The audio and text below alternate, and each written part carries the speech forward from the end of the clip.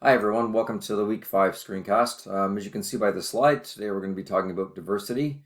There are a number of things in here that again will be a bit of a review from semester 2, but I think as Shay sort of spoke about last week, now with some experience under your belt, a lot of these things are making a little bit more sense to you and you can speak to them a little bit more. So what are we talking about when we're trying to define diversity? We think about a lot of things, but not necessarily everything. In today's new world, we have a lot to think about when we look at diversity. Everything from race to learning style and communication styles. And all these boxes, all 10 of these, are something you need to think about when you start to consider what you might be seeing in your practice day to day.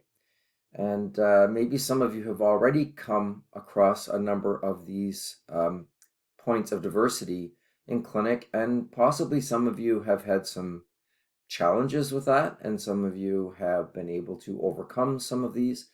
And it's something that I want you to think about. I'm going to be suggesting to do something both through an announcement and on a slide here later on that I'd like you to prepare for next week, or sorry, for class this week. So think about some of these diverse patients you may see in doing what I'm going to be asking you to do for Friday.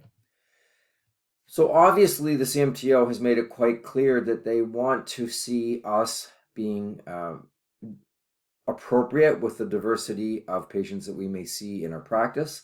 They also want us to be teaching it in the curriculum so that you're aware of diversity and understanding the challenges that it brings. So this was done as part of the client relation program some time ago, and they used the term multicultural, which is something we don't really use a whole lot anymore because, as you saw in the previous slide, it's not just cultural issues that are brought forward or that are part of what we think of as diversity. But this is initially how it all started. And basically what they're after is they want you as a practitioner providing quality care for whatever that individual brings to the table, be it physical challenges, mental challenges, cultural challenges, whatever they may be. And the thoughts were by this kind of training, we start to identify the various kinds of diversity we come across in hopes that we won't see any sorts of abuse type of behaviors with therapists when they start to practice.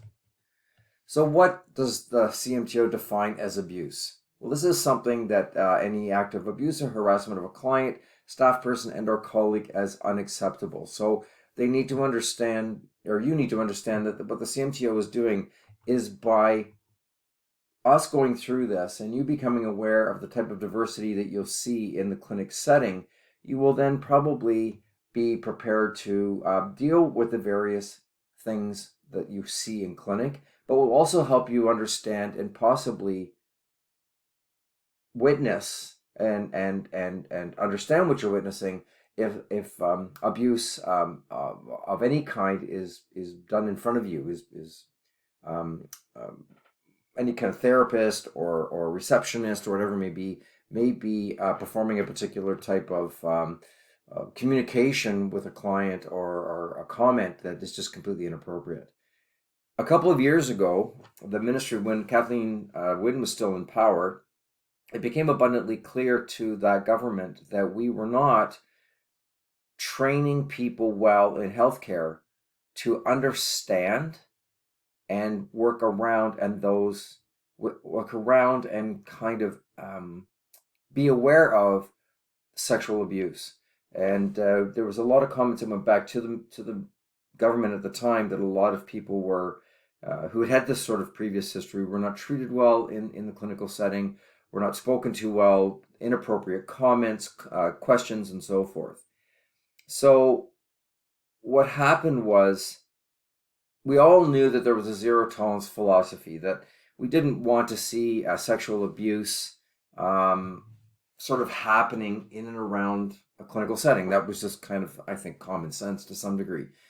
But where it went to with this government at the time, a lot of pressure was placed on regulatory colleges to make this a fundamental policy within their rules and regulations in taking care of their professional memberships.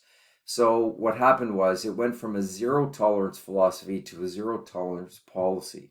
I'll ask this in class on Friday, but does everybody remember when about this possibly happened? Because it really wasn't that long ago. So how do we define abuse? What do we think of when we think of abuse? Well, it could be verbal, as most of us know. It could be physical, emotional, financial, or sexual.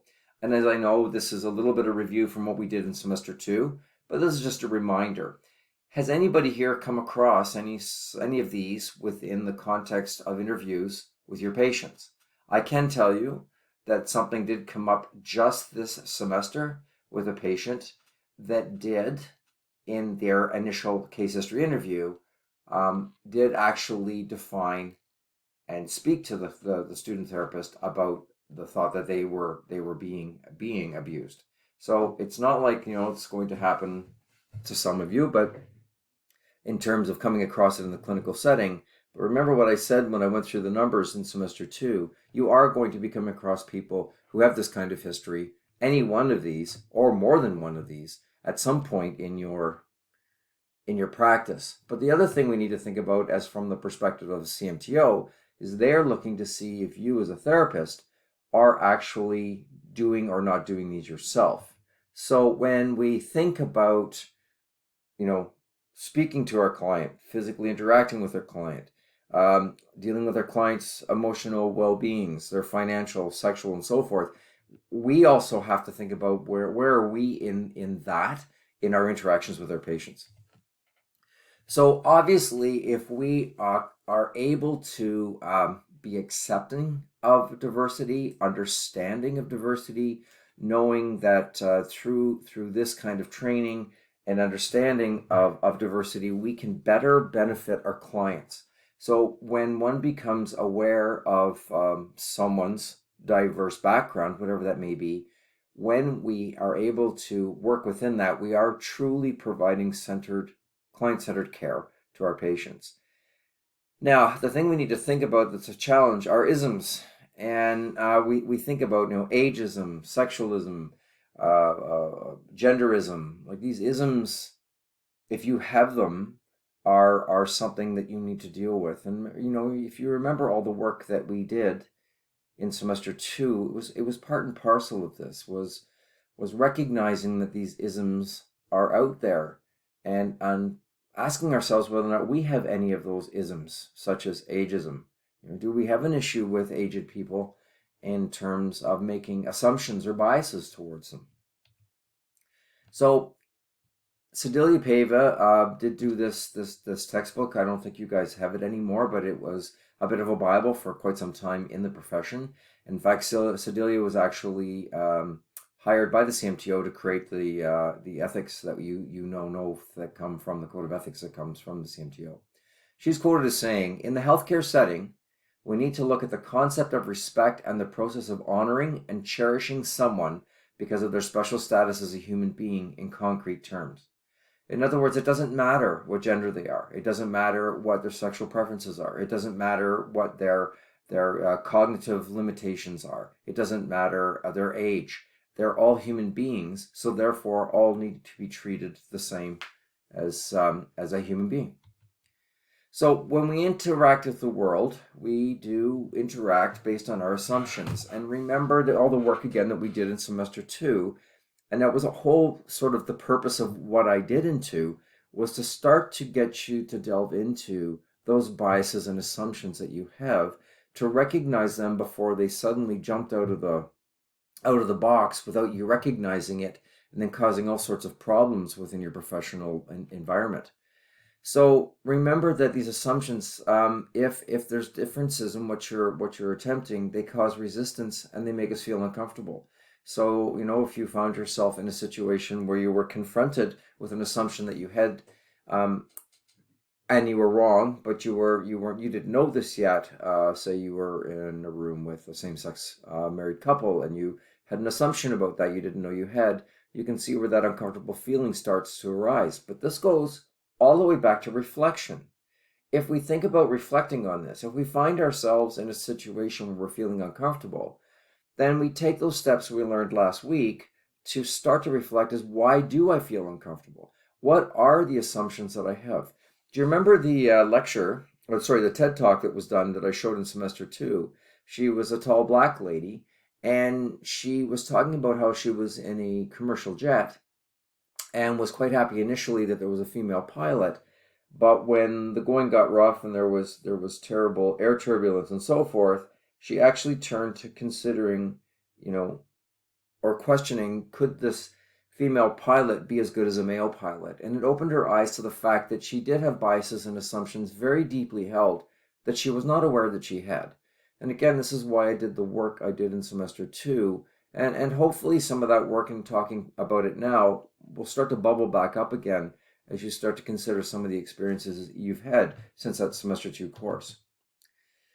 The cornerstone of quality healthcare is respect for the individual, regardless of similarities or differences. And I feel that that's a very nice statement for all of us because it does, as I said, it doesn't matter the differences that they have, gender, color, philosophical beliefs, and so forth. We don't need to care about that. It doesn't matter to us. That thought is that, as Sedalia said, they are just a human being. In other words, we as a therapist need to be free from judgment, stereotypes, and any biases that we have in regards to what we're seeing in the setting. So I'll ask all of you this to reflect on, and maybe we'll talk about this in class, or maybe you can send it to me, which would be great, again, anonymously. Was there anything that occurred in your time in the clinical setting whereby you walked away recognizing that there was something that went on that you were uncomfortable with, that maybe you were projecting a bias or a stereotype on your patient that you didn't even recognize that you had? So if that's happened to you, I would very much like to hear about that, again, in an anonymous way, so we can talk about it in class, because if it hasn't happened, I think it will. None of us are free of biases and assumptions, and occasionally something kind of pops up that we didn't recognize until we became aware of it. And again, stepping back to last week and talking about reflection, this is the time to reflect. So when we think of diversity competencies, these are 5 things that we need to think about if we're going to be sort of a leader in accepting diversity and being professional within it. The first we worked a lot on in semester 2, which is understanding one's own values and attitudes. So this is very important to understand where you fit into the relationship you may have with these diverse patients and people. I mean, this stuff even helps in your private life, right? I'm sure you've probably even noticed that. And again, I alluded to that in semester 2. Effective communication skills. We did work a bit on that.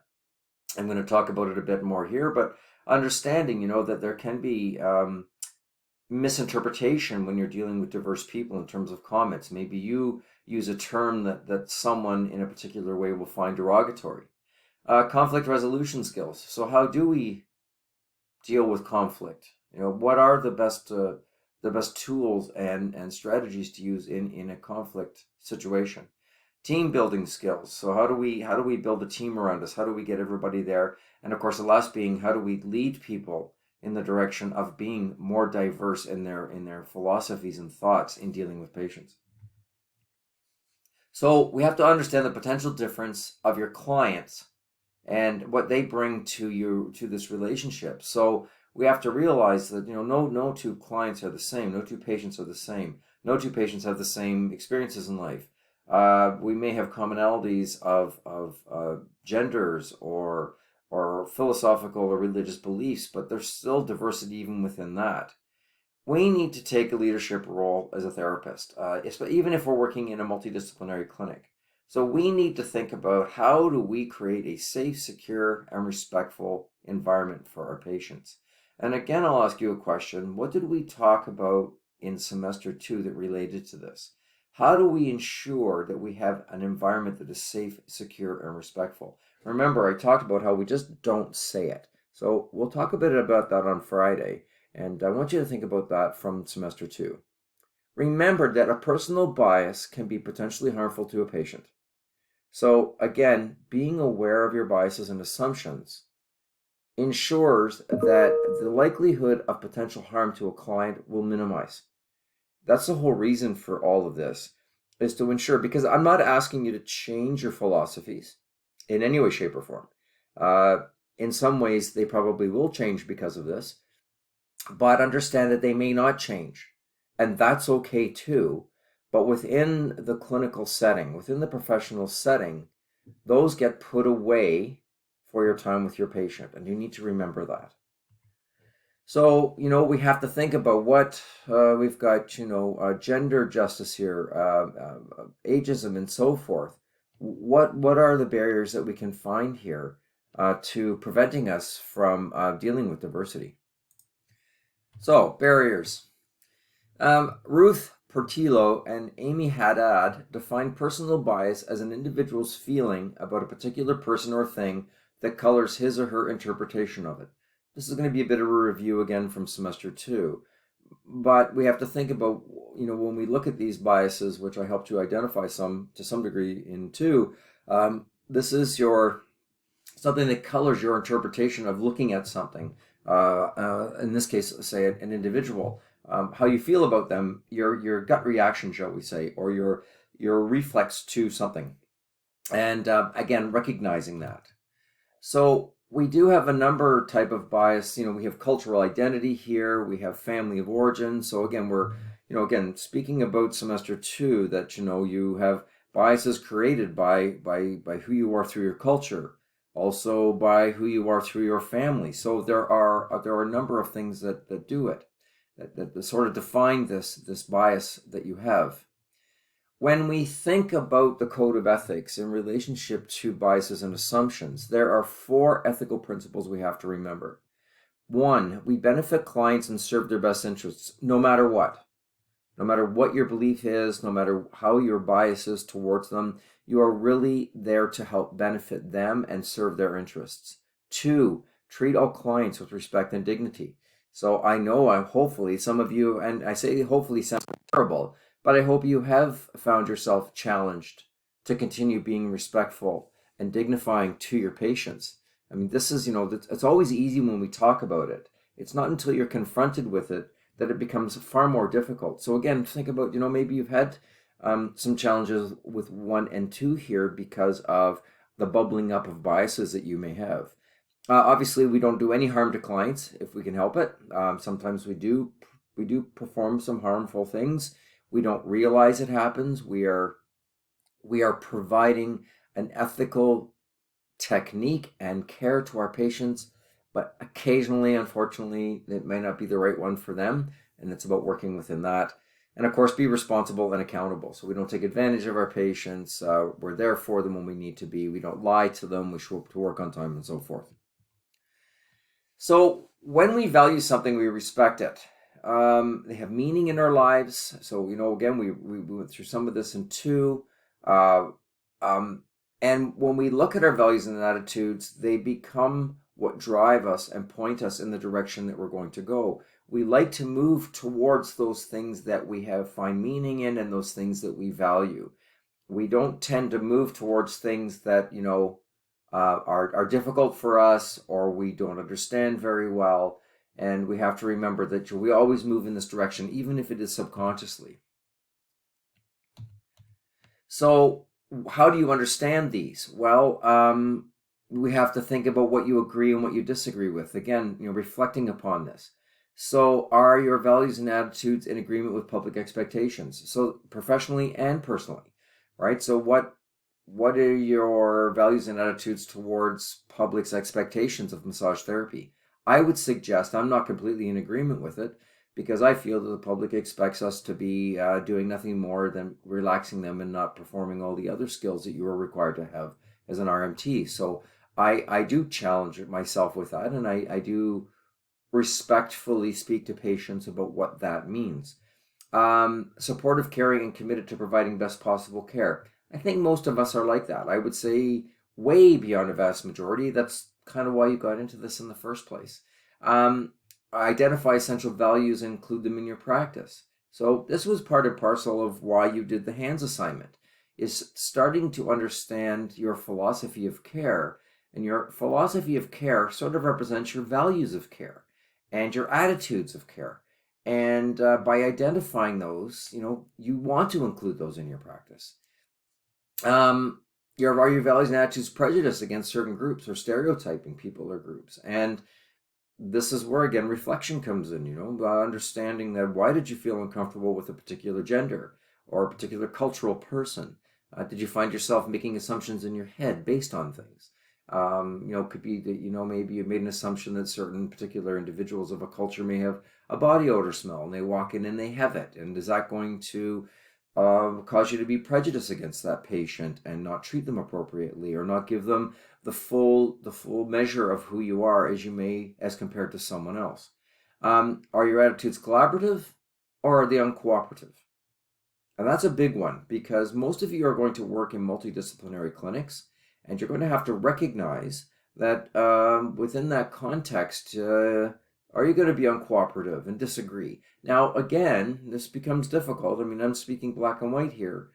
If you find yourself in a situation with a patient and the values and attitudes are starting to jump all over the place and there's imbalances between the two of them, it becomes very difficult. This is where this conflict resolution stuff has to come in, because it's just not quite lining up the way that it should. So how do we become more collaborative and prevent ourselves from being more uncooperative? So when we think about that, when we think about understanding values and attitudes, then we have to speak about communication. So within the context of running into things such as, collaborative or uncooperative, realizing that you're prejudiced and so forth, we have to start thinking about the communication, because that is the cornerstone of how we interact with our patient and how we ensure that we're meeting their needs and they understand that we understand them. So effective communication cultivates understanding and respect, creates trust. It allows them to feel and you to be open so that there is nothing ever missed in the interactions that occur between you and your patient as you're speaking. The last one is the hardest, and all of you may think not, but you will find that it definitely is, and that is listening. Listening effectively, you will find to be the most challenging of all four of these when you are dealing with patients. And quite possibly some of you right now are chuckling to yourself because you've already had some experience of that at your time here at the college. So, active listening. And this is trying to understand the speaker's thoughts and feelings.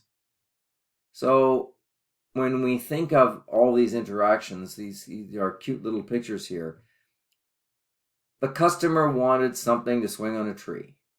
This is the customer's explanation through the communication with all these other people. This is how the project leader understood it, how the engineer designed it, how the programmer wrote it, how the sales executive described it, how the project was documented, which I get a chuckle out of because, we're always all about documentation in the clinic, what operations were installed, how the customer was billed, how the help desk supported it, and really what the customer wanted.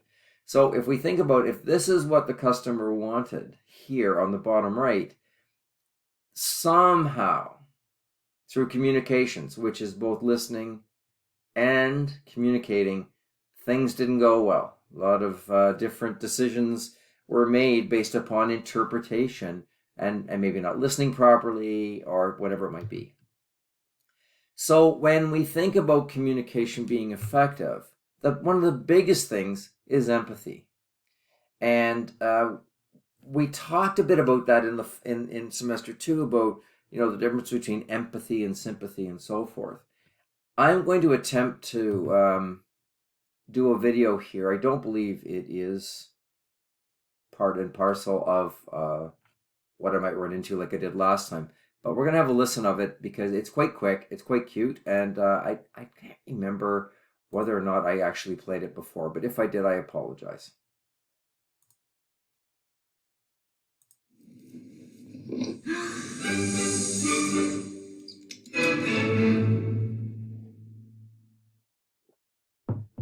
So what is empathy, and why is it very different than sympathy? Empathy fuels connection. Sympathy drives disconnection. Empathy, it's very interesting. Teresa Wiseman is a nursing scholar who studied professions, very diverse professions where empathy is relevant, and came up with 4 qualities of empathy. Perspective taking, the ability to take the perspective of another person or recognize their perspective as their truth. Staying out of judgment, not easy when you enjoy it as much as most of us do. Recognizing emotion in other people and then communicating that. Empathy is feeling with people. And to me, I always think of empathy as this kind of sacred space when someone's kind of in a deep hole and they shout out from the bottom and they say, I'm stuck, it's dark, I'm overwhelmed. And then we look and we say, hey, I'm down. I know what it's like down here, and you're not alone. Sympathy is, ooh, it's bad, no, you want a sandwich? Empathy is a choice, and it's a vulnerable choice, because in order to connect with you, I have to connect with something in myself that knows that feeling. Rarely, if ever, does an empathic response begin with at least. And we do it all the time, because you know what? Someone just shared something with us that's incredibly painful, and we're trying to silver lining it. I don't think that's a verb, but I'm using it as one. We're trying to put the silver lining around it. So I had a miscarriage. Oh, at least you know you can get pregnant. I think my marriage is falling apart. At least you have a marriage. John's getting kicked out of school. At least Sarah is an A student. But one of the things we do sometimes in the face of very difficult conversations is we try to make things better. If I share something with you that's very difficult, I'd rather you say, I don't even know what to say right now, I'm just so glad you told me. Because the truth is, rarely can a response make something better. What makes something better is connection.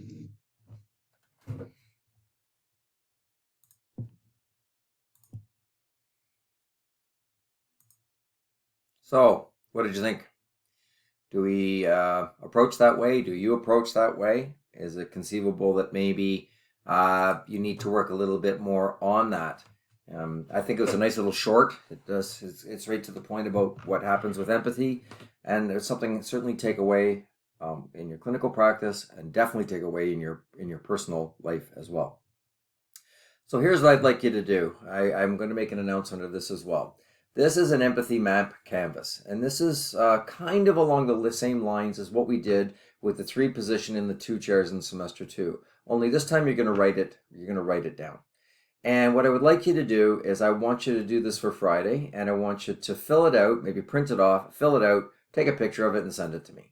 So it was designed for me, your name here, the date, and don't worry about version. What this is going to do, again, this will be anonymous, and I will bring some of these things forward. So you're going to put in who you're empathizing with, what do they need to do? So, what do they need to do differently? What jobs do they need to get done?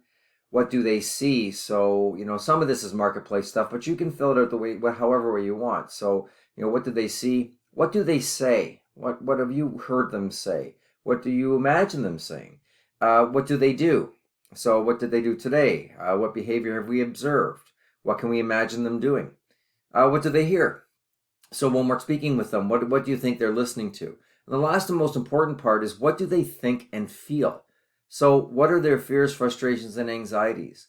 What are their wants, needs, hopes, and dreams? And what I'm going to suggest here is, I would prefer if you did a patient rather than a person. But if you don't have a patient that can fill this in, think of something personally in your life. But if you can, please try to do this in regards to a patient situation you've had. And I'm not necessarily going to look at all of them, but I might bring them up here and there as we enter into moving through the course. So again, please fill it out, maybe print it off, fill it out, take a picture of it, and send it to me. Okay? All right. So when we think about embracing diversity, we also have to think about conflict. So when we're trying to embrace it, you can understand quite well how conflict can very easily pop up as you're trying to embrace diversity. And that conflict could be internally, or externally. So you have to start thinking about how you're going to find and use conflict resolution skills to develop a strategy you can use in your practice, and frankly, quite a lot in your day-to-day life as well. So within this then conflict, we have to think about team building skills. So let's go back to the diversity and the conflict thing again. Think about what we talked about in semester 2. What kind of points did we come up with that help in conflict resolution? What do you remember about that in semester 2? If you could just write a couple things down that you think helps in conflict, we'll talk a bit about that on Friday, and we'll go through it again. And again, we'll talk about, maybe some experiences that you had in clinic where you did find conflict, and how you resolved it, or maybe didn't resolve it, and maybe through some group conversation we can come up with some strategies to help you resolve the conflict that you think you may have had. So when we look at team building skills, we have diversity competencies. So the entire team needs to accept the fact of this. In fact, you may work in some clinical settings where they have very laid out diversity competencies. They train their staff. They have rules. They have reminders on the walls and so forth. And within the context of that, what you want to see is an environment where colleagues are encouraged to embrace diversity. And have these competencies that are required to embrace diversity. And there also needs to be cooperation between professionals within the context of treatment plans. Again, you could possibly be working with a therapist. That could be either a massage therapist, or could be a physiotherapist, could be a chiropractor. And within the context of this team building, you need the cooperation between the two of you. So how do you ensure that there's no conflict between the two? How do you ensure that their approach is using diversity competencies as much as you would? So it is something to truly to think about within the context of working in a multidisciplinary clinic. So when or if you chose to become a leader within the context of this, you have to think about a number of things, and not just acquiring new skills. And frankly, within the context of this slide, the assumption is that you're thinking of becoming a leader. Maybe you are a leader within a multidisciplinary clinic again, and you're taking on a leadership role. Maybe you're even thinking about maybe you open up a massage clinic and you have therapists work for you. But what about leadership skills as well in the context of working with a patient? So as much as maybe some of you would say, well, I don't ever want to look after a bunch of people in a clinic. That's not my thing. I'd be too uncomfortable with that. You do need to recognize that you have a leadership skills that are required for you in the context of being a therapist. I think I've said this in the past many times over to many groups. The only way that we're going to change society's assumption of what we do is to become a leader within your treatment environment, taking a leadership role in teaching your patients about what we do. That's the only way things are going to change.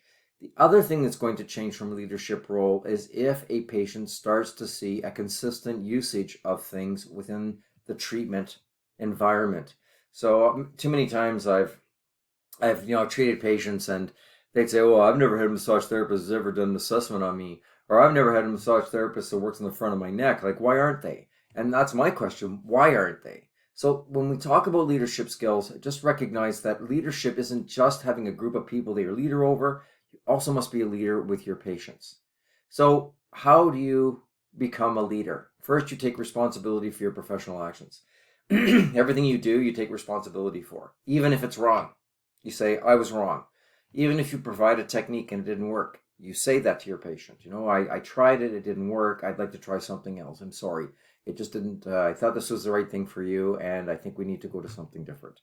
And it can still be with you. So just because you make a mistake doesn't mean you have to ship them out to another professional. Maybe in the context of the communication part, you work in a clinic where you have lots of people there. You go and ask somebody else, another massage therapist or a physio or something. "I tried this technique, it didn't work. How can I? What do you think went wrong, and how can I do it better?"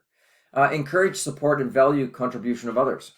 So your patient can give you lots of insight into things, as to can the people that you're working with within the clinic. You need to develop better conflict or more diverse conflict resolution skills.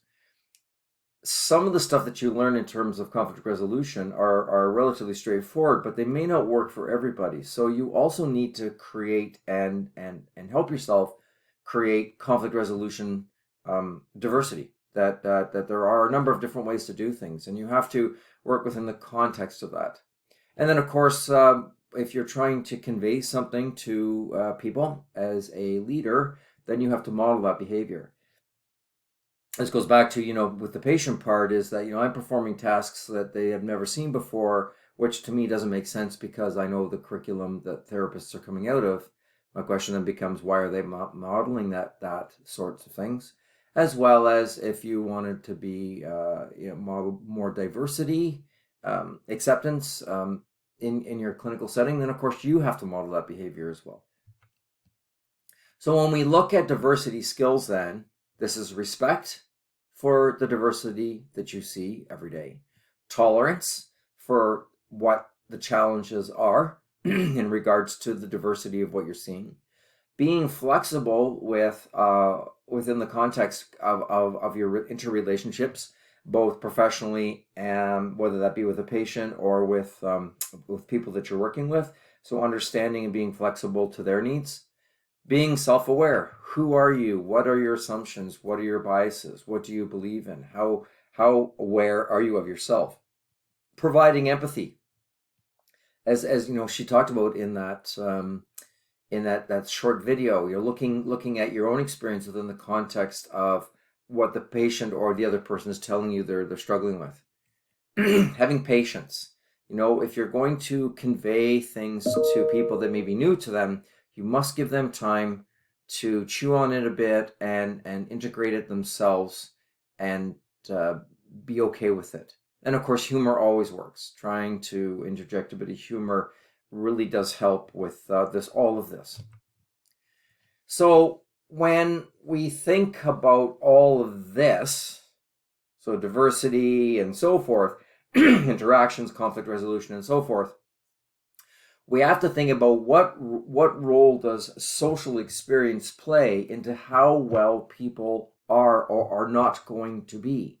And so we have to start thinking about, when we're looking at the diversity of people, socioeconomic, gender, and so forth, these things also fuel or influence how healthy these individuals will or will not be.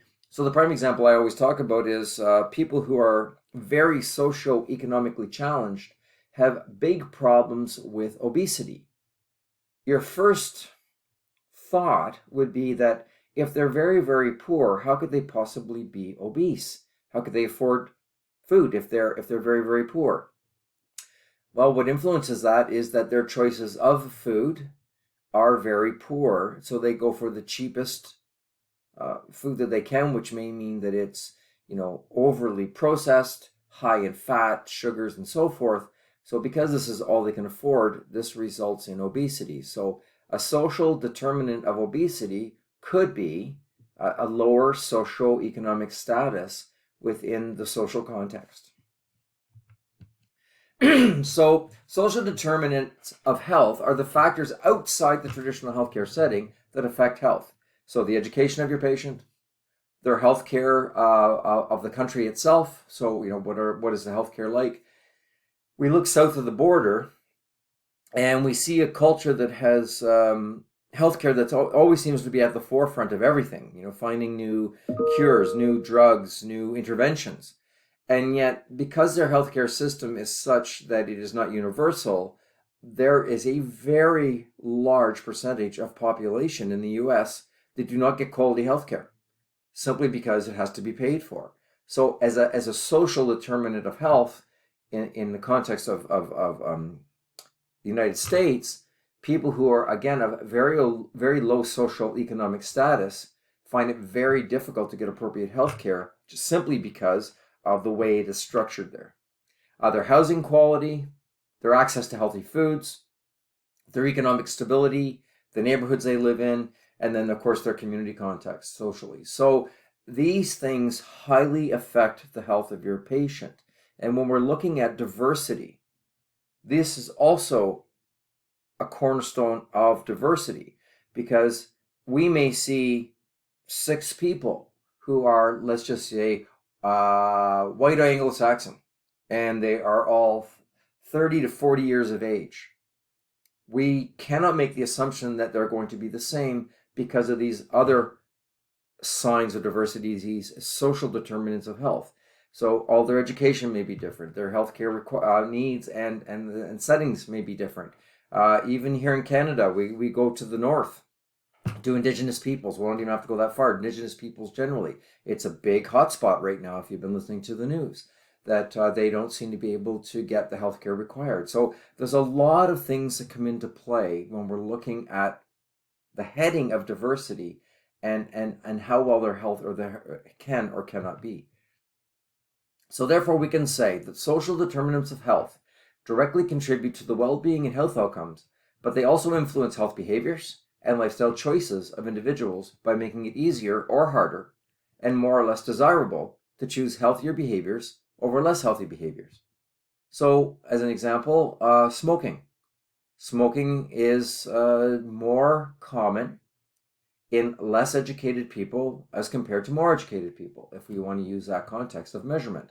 So if someone has achieved a very high level of education, they're less likely to smoke than someone who has less education, maybe did not finish high school or just finished high school and that was it. So there is a lot of research out there on this that you can look into that looks at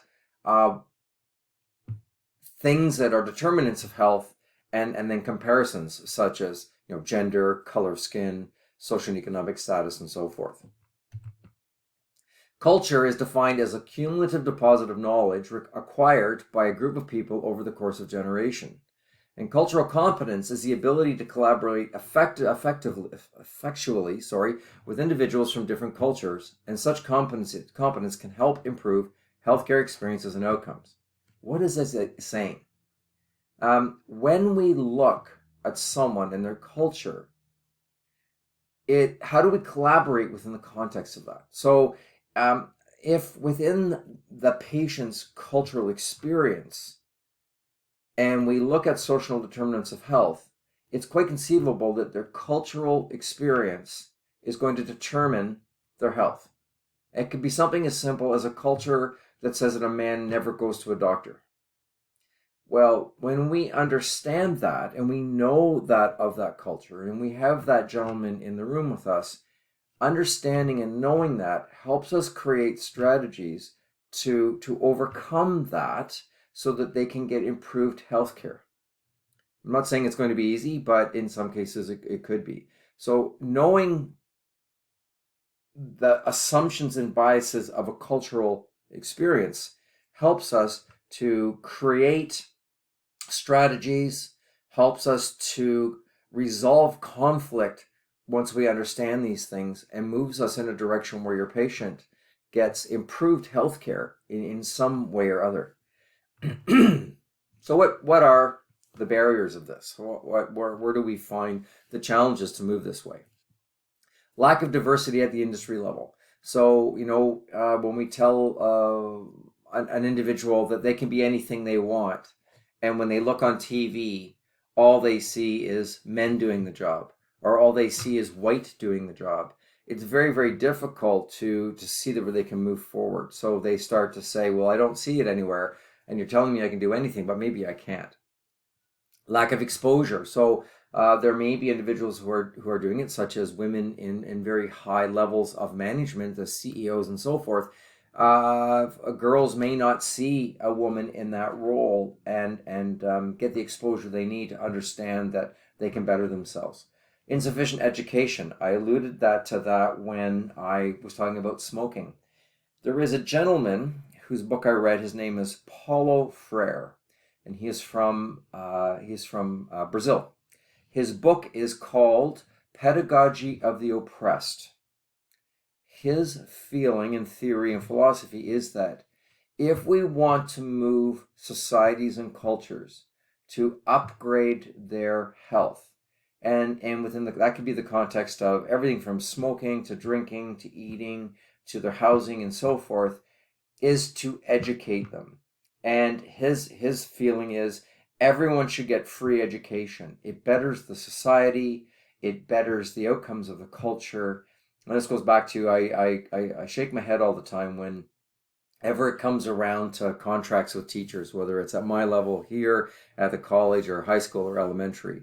And you see all these politicians and media, talking about these terrible teachers and the money they make and this, that, the other thing.